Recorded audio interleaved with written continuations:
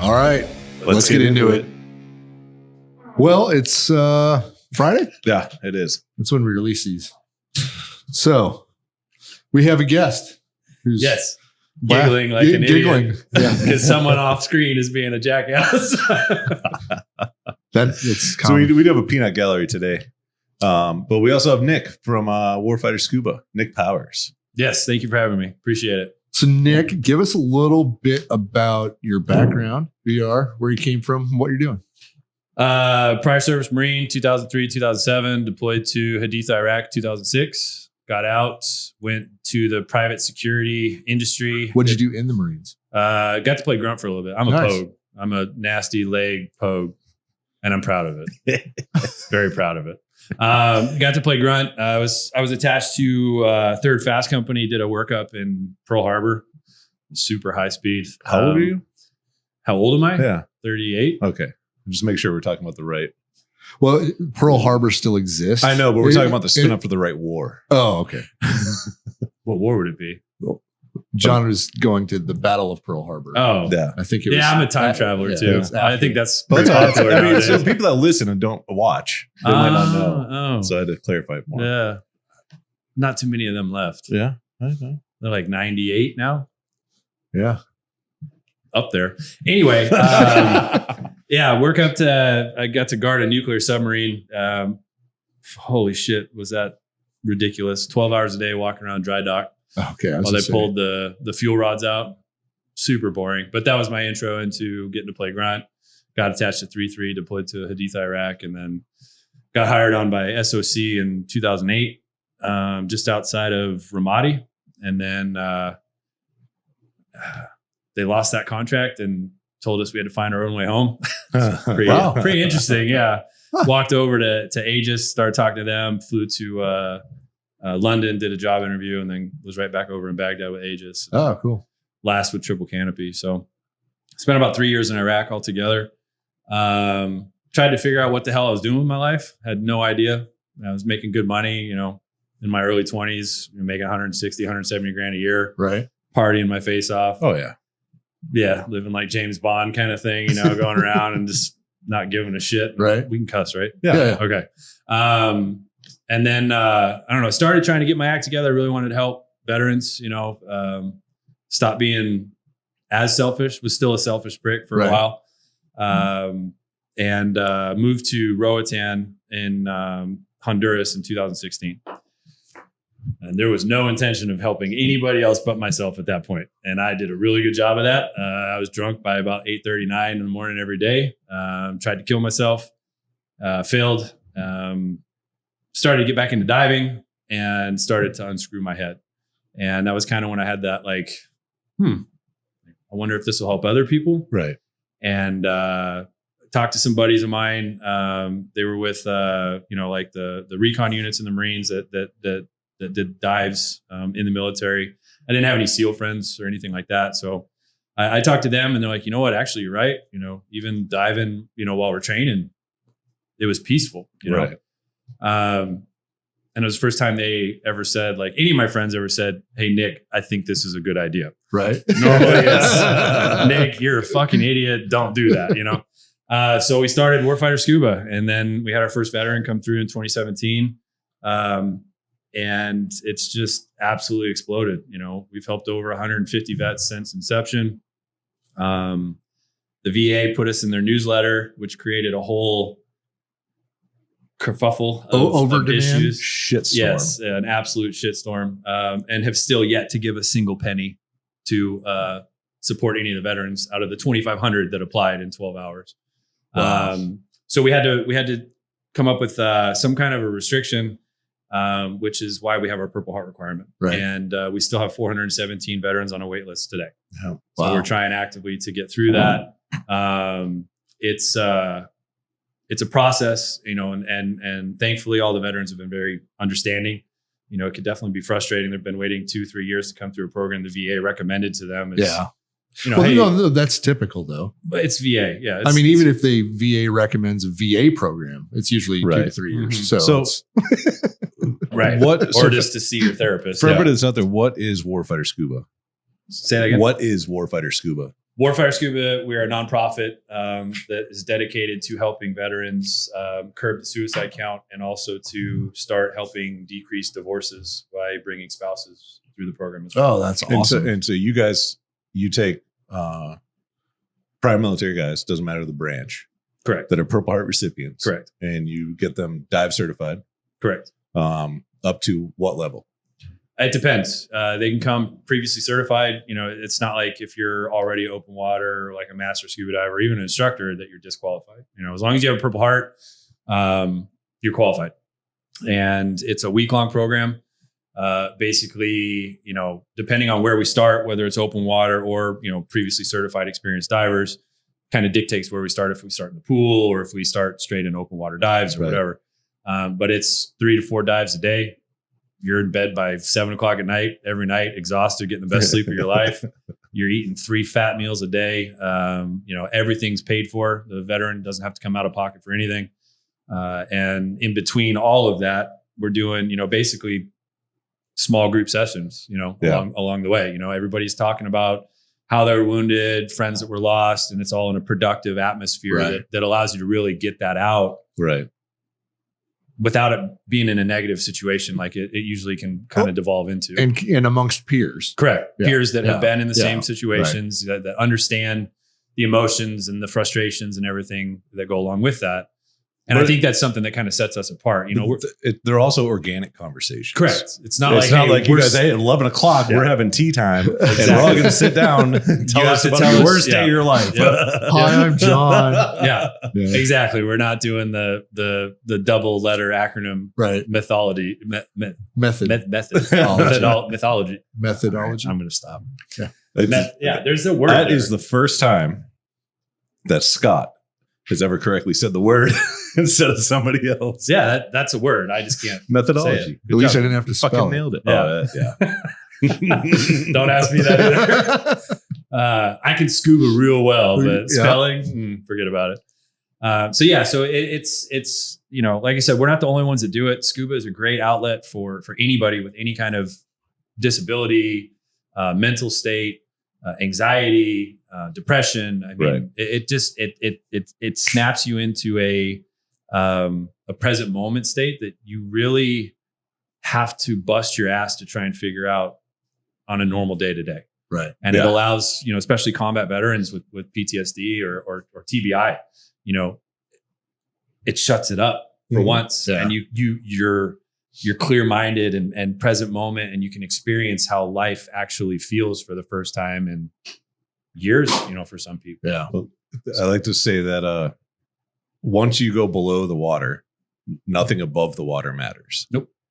Like, and it's not like you have to think to do it. Like, as soon as you like go underwater and you're like, okay, get your bearing on everything, it's everything else in your life stops. Literally a barrier. That's it. It's just like instant. Yeah. So I think smoking cigars for me is something similar, right? It's like if I'm not working and smoking a cigar, but if I like just want to relax and smoke a cigar, it's kind of the same thing. I don't have to think about anything else. Zone out, right? Yeah. So, but you are probably going to be the first and only guest that we might ever have that doesn't smoke cigars or drink. And I will give you a great on-air plug.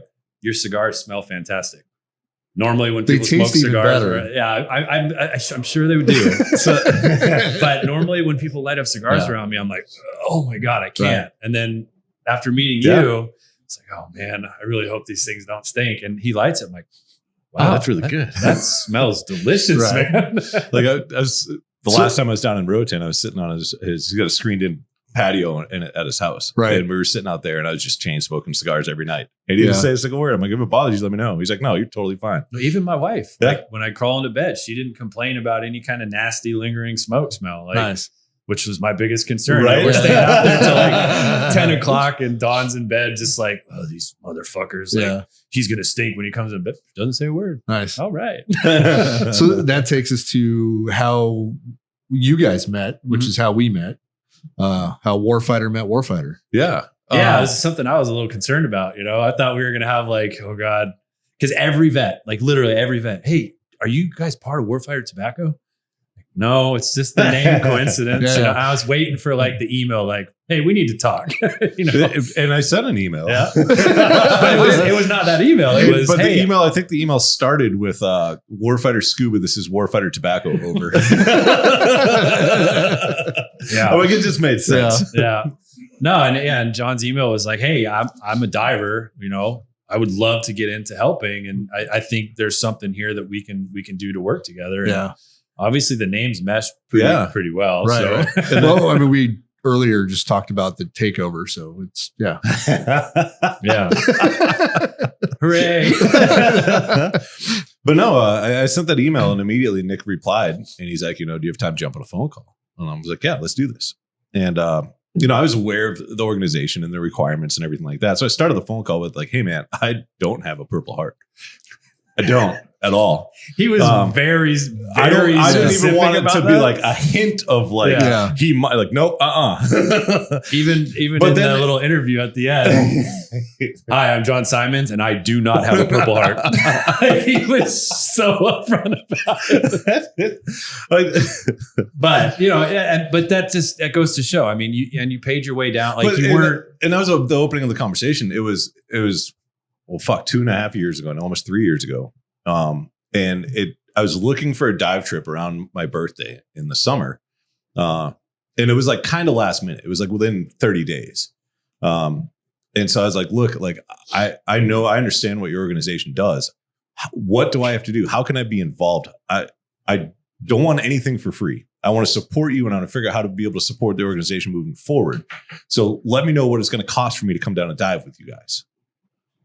And then Nick comes back with, how it works out if you don't have a Purple Heart. And I was just like, Dick. I'm like, okay, like we'll make this work. Let's figure it out. So I go down there like 2.5 years ago. Yeah. Had an amazing time. I had COVID. He did. I didn't even get to dive. Yeah, with we you. didn't even get to dive pissed, together. man. He had COVID. It was the first trip at a location that actually they just did. I was part of the last trip there too. August. Yeah. Was it August? No, you had one more second trip to after last, me. Yeah, second to last trip. But it was fun because I got to hang out with actual Purple Heart recipients that were there that have never dove before. Right. That weren't 100% sure about what they were about to do. Yep. And that's my favorite part about the scuba diving in general. There's still that anxiety Until you get underwater. Yeah. And as soon as you go underwater, and when they get done with that first dive, they're like, oh my fucking God, Yeah. And in some rare cases, overly anxious people, they're still a little anxious on that first dive, especially doing all the skills. But And you can tell by their air consumption. Yeah. Right. Not saying any names. But once they do the skills, it's kind of like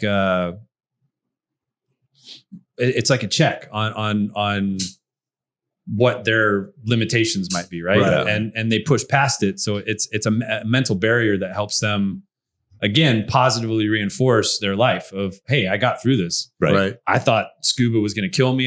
This was the most terrifying thing. And it turns out to be the most enjoyable, relaxing thing I can think of. So there's so many little subtleties like that, most scuba divers don't realize what benefits they get. Right. Mm-hmm. And especially mentally, physically for guys and gals, the amputees, you get double leg amputees in the water. It evens the playing field. Well, they're free. Like you watch them be mobile without a chair or without prosthetics.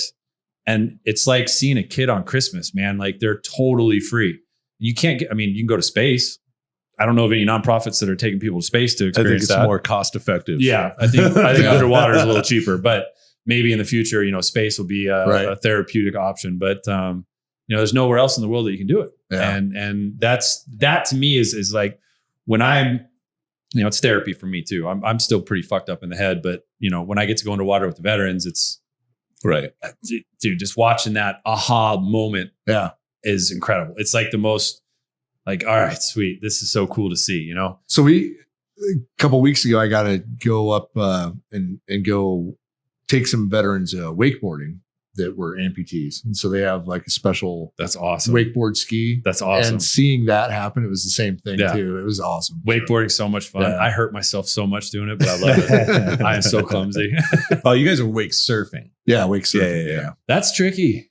That's super tricky. So yeah, we had a guy in the water that would just help them get up. Mhm. And once they got up, even with no legs sitting in this fucking, I don't know, what do you call it? A wakeboard, surfboard thing. Yeah. And then they would just go and go and go. And it was fucking riding it up and down, That's and sick. it was cool as shit. So, Yeah.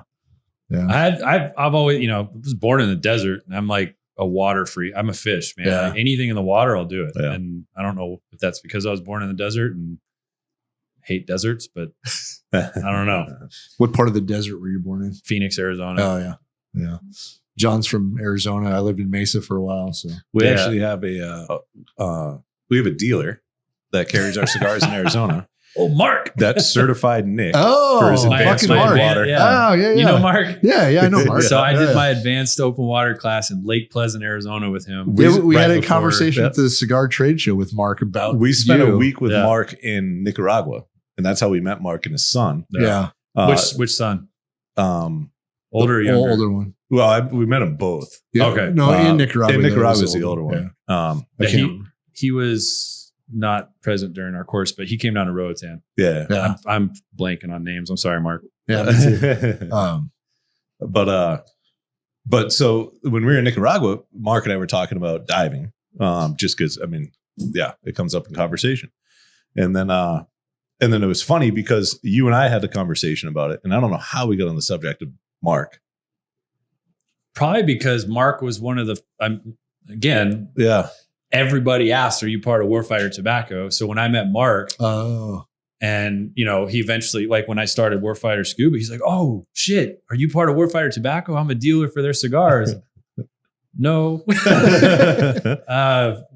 I'm sure we'll talk to them at some point, but that's yeah. And then he brought his family down the first year we were living there, so we took him scuba diving and everything. And his youngest son just turned legal enough to drink.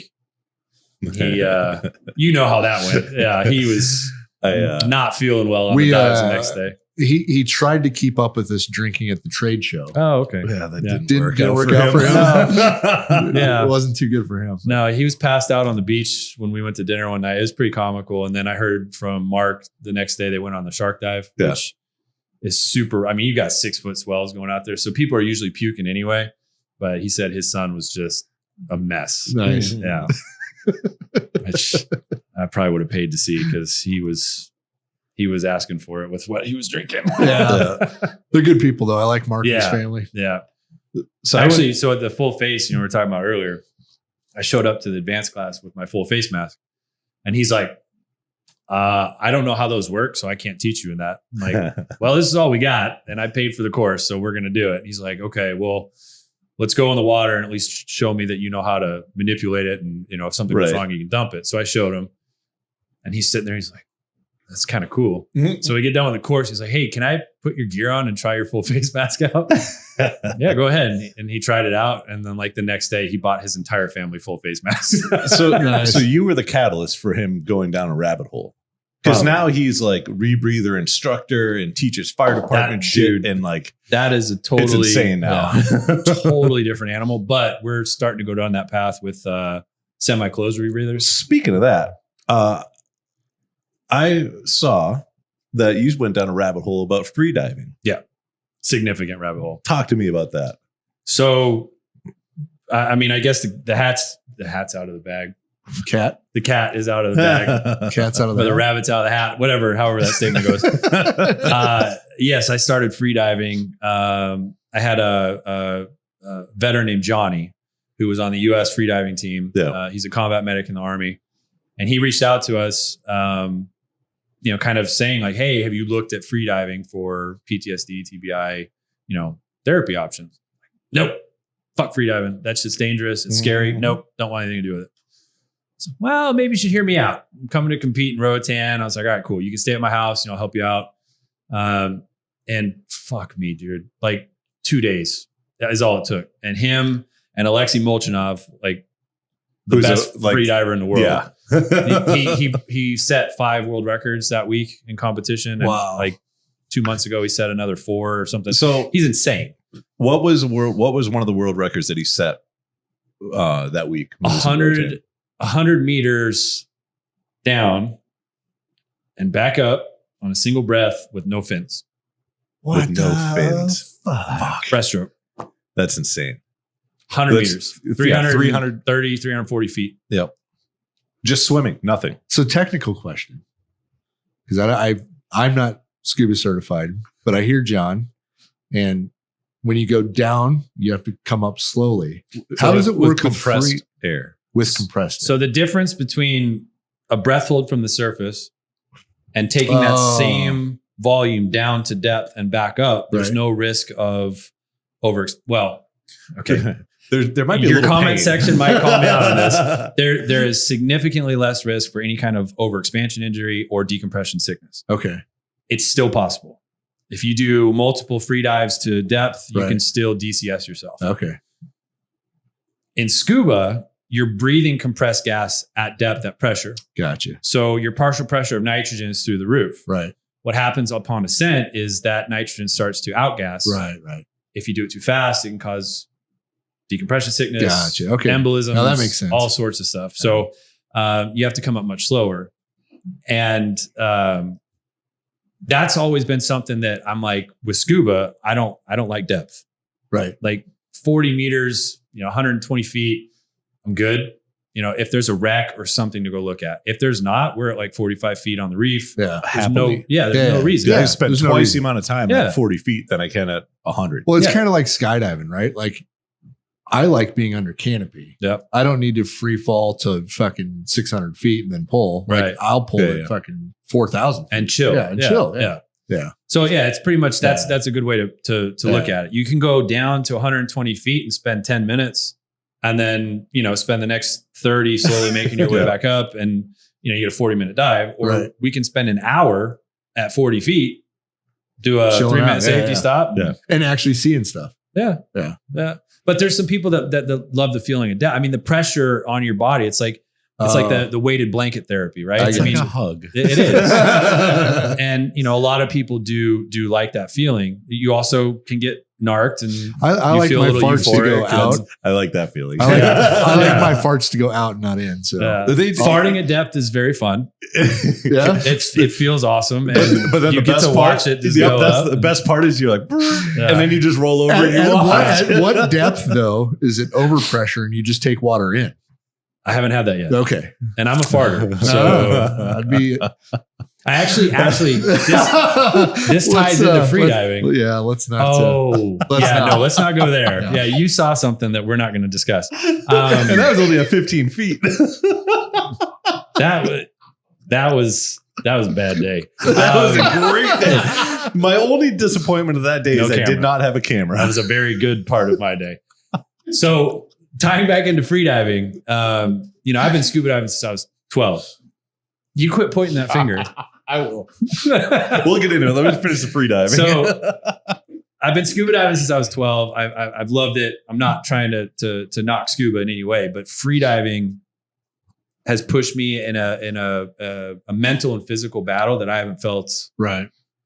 So in years. It's funny because you started doing all this free diving about a month after I was down there diving with you. Yeah, August. Right. Yep. And I remember when we had a conversation on your patio about free diving because you dived with free diving fins. Yeah. And you're 3 times as fast as anybody that dives with you. That was fun on your No, it stress dive. sucked. He's like, okay, you have to come. Are you ready? We'll get into my stress dive in a minute, but so in that conversation on my flight down to Roatan, I watched that documentary, Longest breath. the longest breath or last breath, whatever it is, about free diving, Right. right? And Hopefully it was the longest and not the last. Both. yeah, because in that documentary, like 3 people die, Yeah. and so like I'm watching this, thinking like, oh, this is going to be cool. It's going to like lift the veil on free diving, and I'm going to learn more because I don't really know anything about it. And I watch this documentary, and I get down and I talk to him, and I'm like, fuck free diving. Yep. Like 3 people just died on a documentary. Like, yeah. Like I think I'm not into accidental suicides. No. it's so a lot. Yeah. One of the But you things can do that that in scuba too. Yeah. I mean, Yeah. one of the things they focused on that documentary about one of the deaths was how much it changed the safety aspect moving forward in free diving. The safety diver is the guy that died. I mean, and he was like the best safety in the world in free diving history, and he ends up dying because of a massive mistake on planning, right? And yeah, but that's the mentality I had. I never even saw that. Yeah. Everybody's like, "Oh, you need to watch this. You need to watch this." I watched it last week. Yeah. Dawn, and I'm watching it, and I'm just like, I want to be in the water. That's all I talking about. All these people die. And of course, one of the guys that died, he was a U.S. Team member. His name's Nick. So my wife's looking at me like, really? Is this the universe trying to tell you something? Because, Ricardo's wanting me to compete in May. Yeah. I won't even have been free diving for a year. And he's pushing me to go to some crazy depths already because I'm doing well. So you said the record was set at how deep? Well, so there's different disciplines, right? You have free immersion, you have constant weight, you have monofin, you have the no limits, there's all sorts. So there's world records for each one. And then you have the men's and women's. Right. Unfortunately, our country, it's, free diving in the United States isn't big. Yeah. So the world record or national records for the US is pretty low compared to like what Alexi set. Yeah. There's very few 100-meter hits with fins for the US team. So where are you at after a year? I haven't. I've been doing it like a month. Oh, yeah. And I'm at 30 meters. Okay. All right. So, but Alexi is one of them where he's like, stay slow, man. I know you're going to do very well, but just stay slow. And I'm like, I had the best free diver in the world telling me to slow down. You should probably listen to him. I know. Just saying. But I don't want to. It's like I hang at that rope and I'm just looking down, and you just see blue beneath you. Endless. And you're like, fuck, I can go. Yeah. I can go. Alexi said no. Okay, I'll go back up, And it's just, that mental, because the first day I was petrified, man. I was anxious. I couldn't relax. I hit 25 meters on my first day. And Ricardo's like, see, I told you. I'm like, holy shit. Yeah. I didn't think I was going to be able to do that. He's like, you're going to be fine. And it's funny. So like, we were talking that I went down right before you started doing this. Yeah. And I went down to do my dive master cert. And so I had to we dove like, I don't know what, 6 to 8 dives a day for 5 days. Oh yeah, dude. I was punishing you. It was insane. And in one of the swim test requirements that I had to do was a underwater swim. Yeah. And it was a breath hold. 25 meters. Yeah. And that was just, all I had to do is go under the surface. Yeah, you're 4 feet underwater. Meters. Yeah. And I had fins on in the whole 9. Yeah. And I ended up doing it twice because the first time I did it, I went against the current. Yeah. Right. And I made not it even close. Yeah. I made it like, I don't know, 15 meters, like not even halfway. And it was really fun to watch. And I'm like, this is bullshit. Yeah. And then I went the other way and I made it no problem. But, when he says that his first day doing it, he got to 25 meters in depth. So you go 25 meters down and then you have to go 25 meters back. I just tried to go 25 meters across one way, not going back. And like, it was a struggle. So but it's different. How long does 25 meters down and back? I did it in 36 seconds. 36 It's different. So you can do it. I mean, you can push yourself and plow through it, right? But you don't want to do that. Because you're using more. Exactly. Yeah. You want to really, you're almost in like a Zen moment. Like you don't want to move fast. Every muscle movement absorbs the oxygen from your blood, right? So that's less time you can hold your breath. So that's what we're building up to. And Ricardo's now having me do dynamic training, which is horizontal. Yeah. And the other day before all this rain hit, I haven't been able to be in the water scuba or freediving for 3 weeks. Yeah. But we started at the surface and I did a 1 minute breath hold. And then I went for 65 meters. Nice. In one direction after holding my breath for a minute. Yeah. Oh, shit. I was pretty impressed with that one. My longest breath hold's 2:15 right now. Nice. So I've got a lot of work to do. To get instructor, I have to do a 5-minute breath hold. So that's my goal. Competing is whatever, but I got to get to instructor in order to bring this to our organization. So we can actually teach veterans how to do it safely and it's properly. Like when you think, like he said, I have to do a 5-minute breath hold. I'm thinking death. Yeah. Oh, but you're learning a technique to do it. It's not like you're just sitting here. Okay, Scott, hold your breath. And you're like, Yeah, I'm good for That's not how this works. I'm good for like 36 seconds, I He think. could be the one, that he just has that built into him. I'm kind of a shitbag. So I went into that same thing, that the first day where Carl was like, you're going to hit 25 meters today. And I'm like, dude, I can hold my breath for like 20 seconds. That's it. Like the first time down, 45 seconds. Oh, The fuck? Next dive, minute 15. What the hell? Like you go in again, it's this mental state. Yeah. Now, like John said, if he didn't teach me that breathe up yeah. and how to really relax, like I get to the point where I can literally feel the tip of my big toes. Yeah. That's when I know I'm ready to go. I breathe for 3 or 4 minutes on the surface, just relax. And as soon as I can just feel my toes, which is the weirdest feeling, it's the coolest feeling. All right, sweet. It's time to take my breath, do about a 30 to 45 second inhale, and then go. And it's rad. Like you're by yourself. And this is why the mental fight's awesome, which it can really help with PTSD or TBI, with any kind of brain injury. You're alone. Like you have safety divers, but you're on your own. If you don't start making your way back up, you're on your own. So you really have to internalize everything, because if you're all over the place mentally when you're doing that, forget about it. Yeah. It ain't gonna happen. You're gonna hate it and you're not gonna be successful at it. But if you can push through that, just like with scuba and the anxiety, it's a lot easier in scuba because you can breathe. Yeah. But this one, I think, will really help like people that just can't figure out that off switch. And if they really push themselves on this and really focus, there's I'm not a yoga guy, but there's a lot of like meditation, exactly, meditation, breath, breathing techniques, all that stuff that interact with that. And essentially, you're taking a form of that and adapting it into diving. Yep. Yeah, that's insane. Like I've fallen. It's a drug. I'm hooked. Like it's freaking awesome, man. I'm chasing depth and time and pushing myself. Like like going to boot camp, right? I mean, you don't know what to expect, right? You kind of do, but you don't know if you're going to be able to do it physically. And then the slow buildup that they do to make sure that it's you can do it. But they give you a heads up though. They're like, this is the requirements. You have to do this for a PT test to graduate. Yep. And then you do your first PT test and you're like, no fucking way I'm doing that. You know what I mean? All of us, so far, every single one of us had that same, except for like 8 people that were PT studs when they joined. Yeah. But them. Like, I remember my first, those guys are dicks. My first PT test, I ran like a 1730, and I think a 1750 was like the absolute minimum to pass. And we were running a half-mile track, and I only did 3 laps, not 4. and I barely, right? And somehow I got away with it. And I'm like, I'm so fucked. There's no way I'm never passing it. And then, the next, 2-3 weeks later, we do another PT test, and I ran 4 laps, and I ran it in like 16. And I'm like, holy fuck. Yeah. Like I might be able to do that, Nope. And then you start realizing that it's not all physical. No, right? it's all mental. It's like I was a bitch 2 weeks ago. I'm less of a bitch today. Right. Maybe tomorrow I'll be even less of a bitch. Yep. So But and again, it's that mental push. Like, and that's what I love about the freediving is it gives you that same feeling of, I don't think I can do this. And then you do it. And it's like, oh shit. Yeah. Okay. Well, now what can I do? Right. And you just really want to start pushing yourself to get better and better, and it's so fun because there's no noise. Right. So with scuba, there's a lot of noise, right? Yeah. You got bubbles. Your regulators loud as shit. You got bubbles everywhere.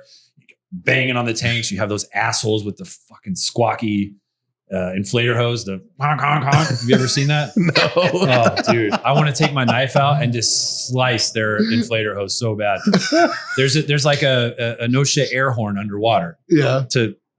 It's for surface signaling in case of emergencies, but people are using that to like, hey, look at this, So sometimes on a wreck, it's like honk, honk. It's like talking machine guns on the opposite ends of the wreck. Right? Fuck. That's when I want to just go Rambo and start slicing inflator hoses so they don't work. Yeah. But so there's one other thing I want to talk to before we get off air. And it was my experience with you doing my dive master. And I do have to say that I went down there for a week to get my dive master cert, and it was a lot that I had to get done. Right. And at the beginning of the week, we didn't know if we had enough time to do everything we needed to do. So we were going to get all the actual training and stuff done. And then I was just going to work on dives to, for numbers. We ended up not having to do any of that. Nick fucking abused me. That was a tough week of diving. He fucking abused me. Like he was saying earlier, you know, you go down and you dive a couple times a day and then you're in bed by 7.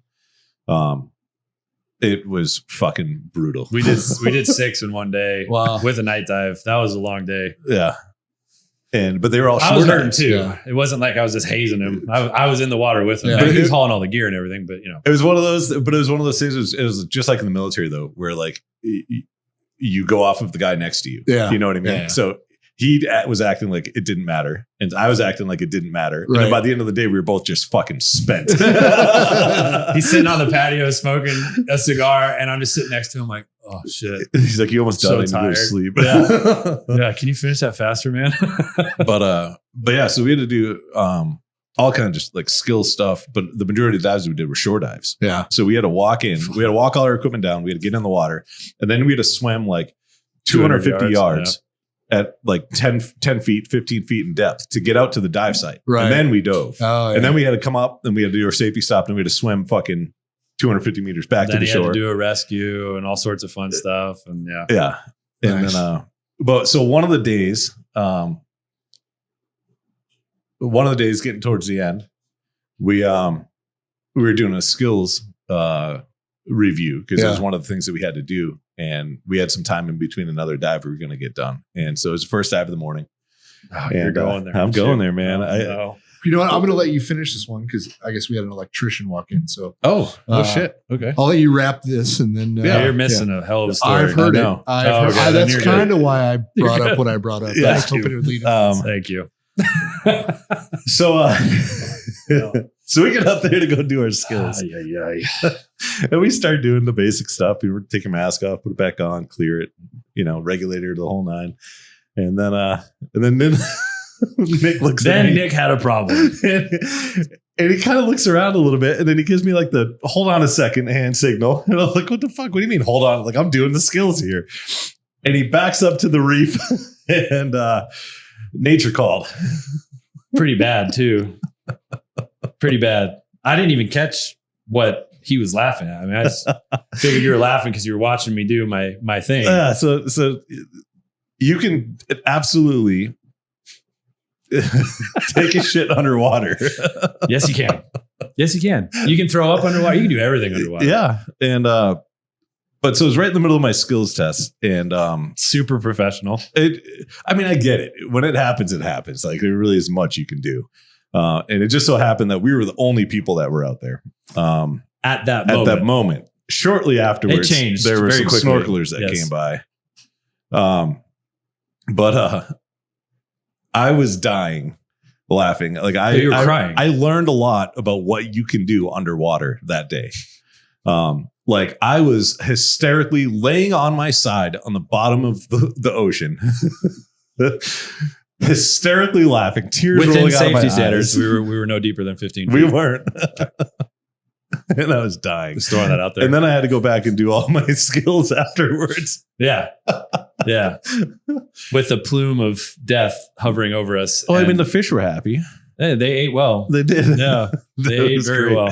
well. But the best part, I mean, it's already out there, so whatever. The best part is I turn around, I look like, oh, hey. And I look at you. And I'm pointing up. You're literally crying and you're pointing up, dying laughing. You're just a mess of bubbles and tears. And I look up above me and just, It's everywhere. My God. And then I pan back over to look at him like, holy shit. And there's 2 snorkelers coming right towards it. Like, oh my God. Like, this is about to happen, isn't it? So we went about 20 yards in the other direction. Yeah. We definitely Finished. moved to finish. But yeah, the fish ate very well. And then you had a great idea of how to clean afterwards. Yes. Which I didn't think about at the time. Until we I'm surfaced. sitting there trying to He's waft. wafting water, trying to do like a bidet. And he's like, dude, you should have just pulled your alternate out and purged. Just a little Like, air. hey, Good to yeah, go. that's a lot more air movement than my hand, just trying to waft it out. So next time that'll be something that I try. Next time. How many dives do you have? 1,150 right now. How many other times besides this did it happen? We're not going to talk about it. That's what has happened other times. I have stomach issues that mean, dude, I do it on land at times. I cough and it's like, I'm still waiting on the VA to approve me for IBS. If you need a buddy statement, let me know. Yeah, dude, I've been to so many. I've crapped in so many cups and baggies and had that examined. The doctor's like, "You're fine," and my parents are like, "No, he's not fine. Yeah. Our child poops way too much and farts way too much." In boot camp, I got hazed for farting more than anything. Yeah, because it would just come out, and on that linoleum, dude, it would echo in the squad bay and. Recruit Powers, get your ass up here. It's like, how the fuck do they know it's me every time? This is getting old, So yeah, I've got stomach issues, but no, it's not the first time. It won't be the last. Yeah. I was actually leading a guiding a group of vets on a dive, and thought it would be funny to fart. And it wasn't a fart. Gambled and lost. Those baleadas are really good down there, but they don't come out solid most of the time. And I turned around and looked and just like, oh no. And they're all just dying laughing. Like, oh, he shit himself. Man, I have got to stop doing it. And my wife's filming like, what is wrong with my husband? Like, that's just, she just shakes her head no. She's a sport about it. She's used to it by now. Yeah, she hates me and my stomach issues. She's woken up many a nights like gagging, and I'm just sleeping like a baby, Yeah, man, that's Nick. Come dive with me, and it might get interesting. But it's fun. I mean, I think at this point I got 30, 40 dives with you, so it's pretty good odds. I'll take 1 out of 40. A normal diver is going to hear this and be like, oh my God. He shits himself 1 every 40 dives. Like, that's horrible. And we're trying to make it a positive thing. It goes to show how relaxing being under the water is. and that's why it's a veteran organization, because we're very tolerant of that kind of shenanigans. We all have issues. Yeah. And we can work through them together. We can. Now, if you were like a sandals resort, it would not be good advertisement. Probably not. Yeah. Somebody would complain. Yeah. Yeah. So to all my fellow veterans with IBS, please look us up. You will not be discriminated against.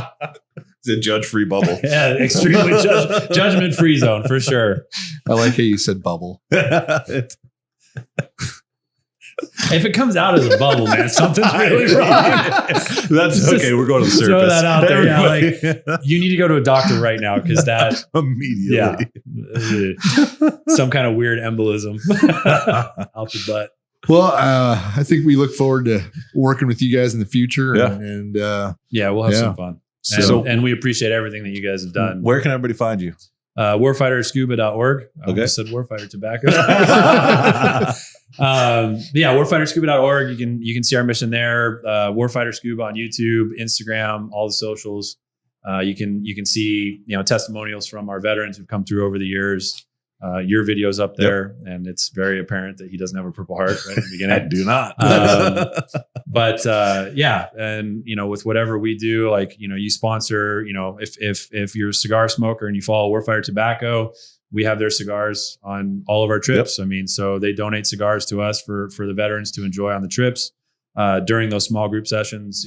After the dives at the end of the day, and this fundraiser we have, you donate a humidor.